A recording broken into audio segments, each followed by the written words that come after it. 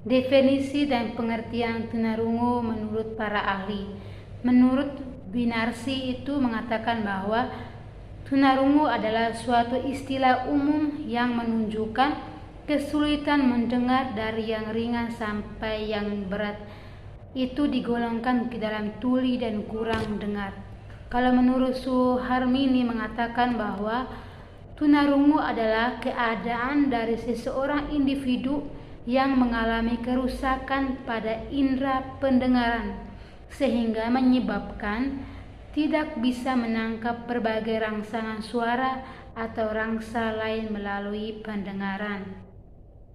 Kalau menurut Sujiati mengatakan bahwa tunarungu adalah suatu keadaan kehilangan pendengaran yang mengakibatkan seseorang tidak dapat menangkap berbagai rangsangan, terutama melalui indera pendengarannya.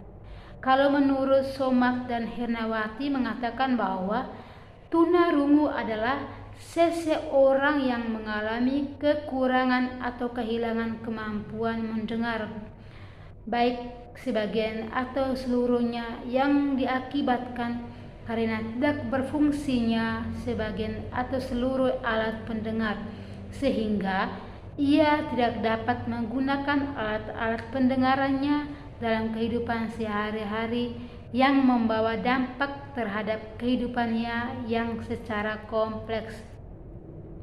Baik, sekarang kita akan menjelaskan tentang karakteristik dari anak tunarungu. Menurut Sujiati mengatakan bahwa anak tunarungu itu mengalami karakteristik sebagai berikut.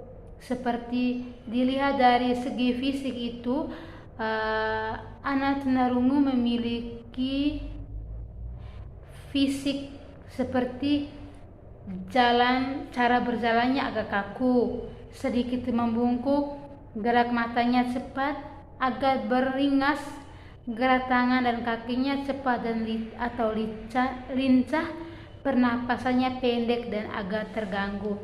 Itu dilihat dari segi fisiknya. Kalau dilihat dari segi inteligensinya itu, seorang secara potensial anak tunarungu tidak berbeda dengan inteligensi anak normal pada umumnya.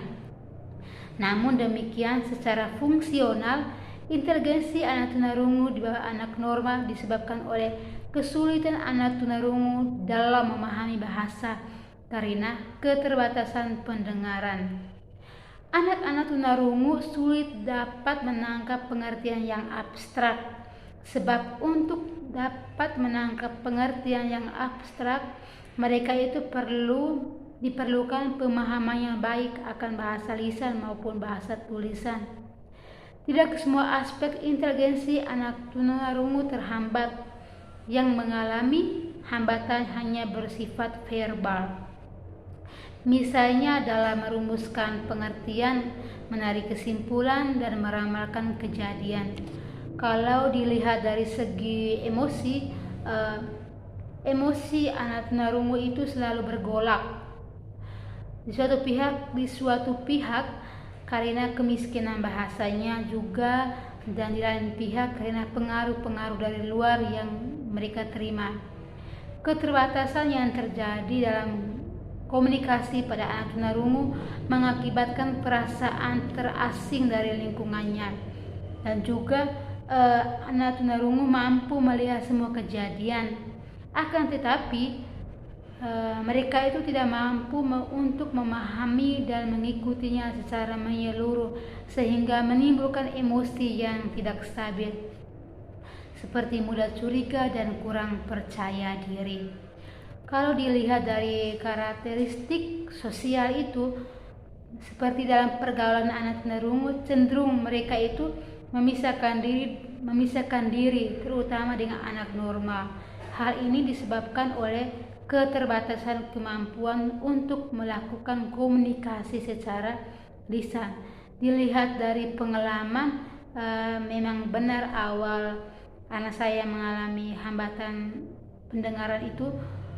Ketika dia datang itu, dia selalu memisahkan diri dengan teman-temannya.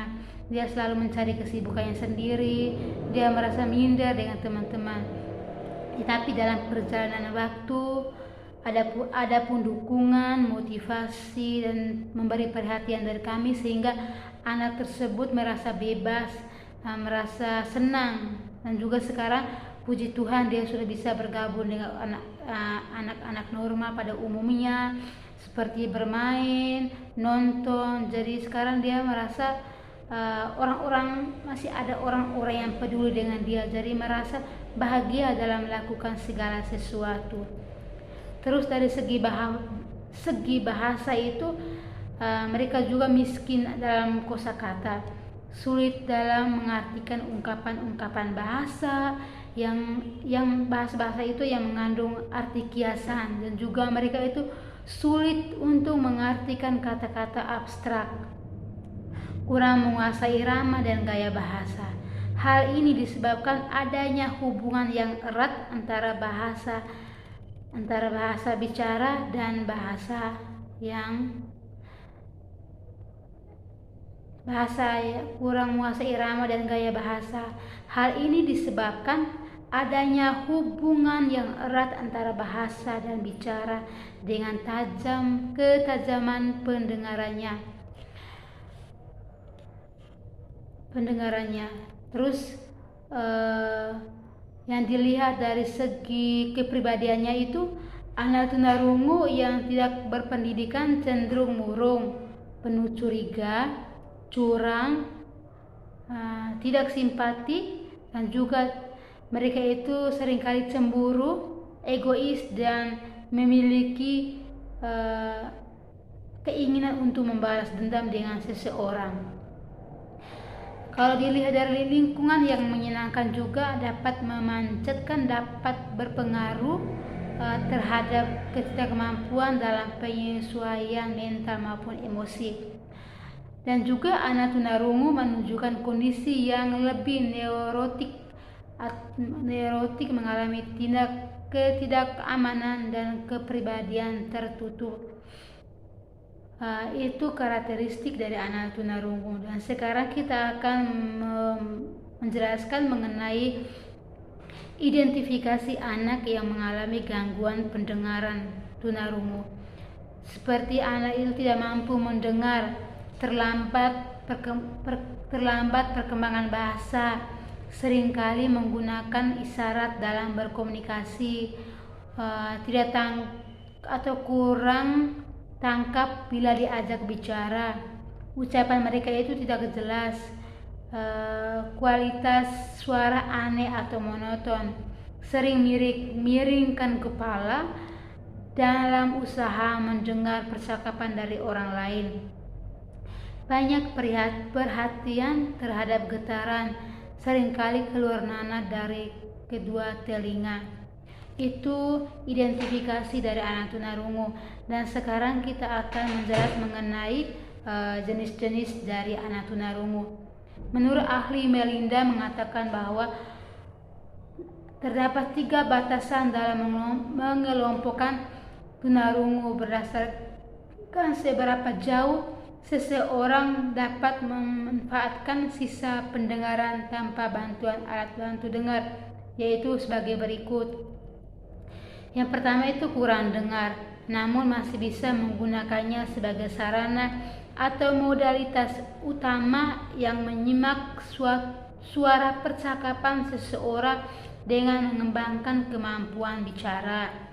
Dan 2 itu tuli, yaitu mereka yang pendengarannya sudah tidak dapat digunakan sebagai sarana utama guna mengembangkan kemampuan bicara, namun mereka itu masih dapat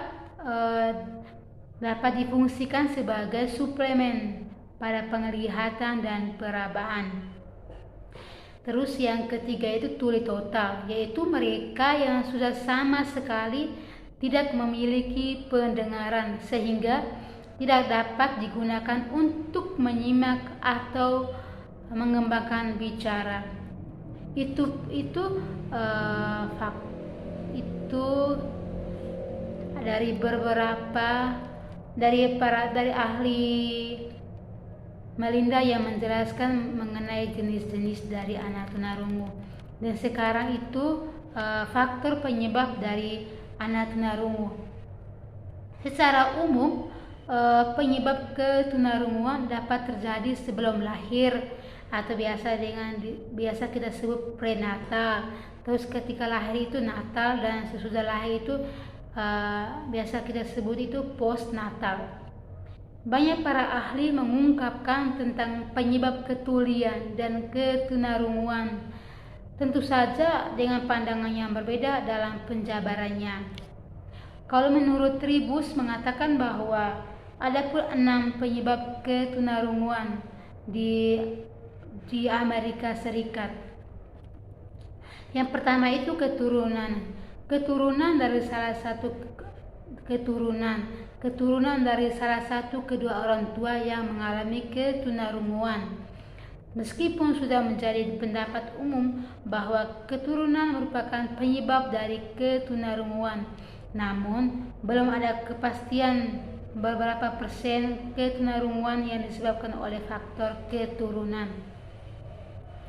Terus campak Jerman dari pihak ibu. Ibu yang sedang mengandung menderita penyakit campak Jerman atau yang biasa disebut rubella.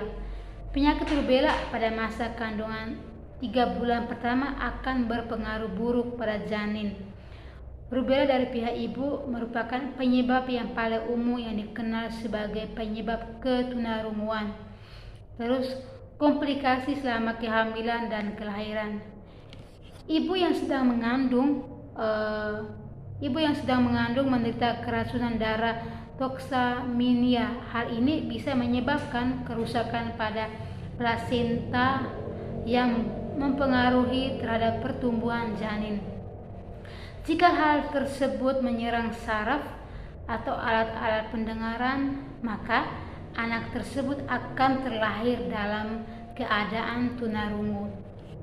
Dan juga dari hasil penelitian, kondisi-kondisi tersebut hanya 60% penyebab dari kasus-kasus ketunarunguan pada masa anak-anak. Meskipun sudah banyak alat-alat diagnosis yang canggih, namun masih belum dapat menentukan penyebab ketunarunguan yang 40% lagi. Dan ternyata campak Jerman dari pihak ibu, keturunan, komplikasi selama kehamilan dan kelahiran adalah penyebab yang lebih banyak. Untuk lebih jelas lagi, adapun faktor-faktor penyebab ketunarunguan dapat dikelompokkan sebagai berikut. Yang pertama itu dilihat dari faktor dalam diri anak, disebabkan oleh keturunan dari salah satu atau kedua orang tua yang mengalami ketunarunguan. Terus ibu yang sedang mengandung menderita penyakit campak atau yang biasa kita sebut rubella. Terus ibu yang sedang mengandung menderita keracunan darah atau biasa disebut dengan toxemia. Kalau dilihat dari faktor luar diri anak itu, yang pertama itu anak mengalami infeksi pada saat dilahirkan atau kelahiran. Misalnya anak itu terserang herpes simplex.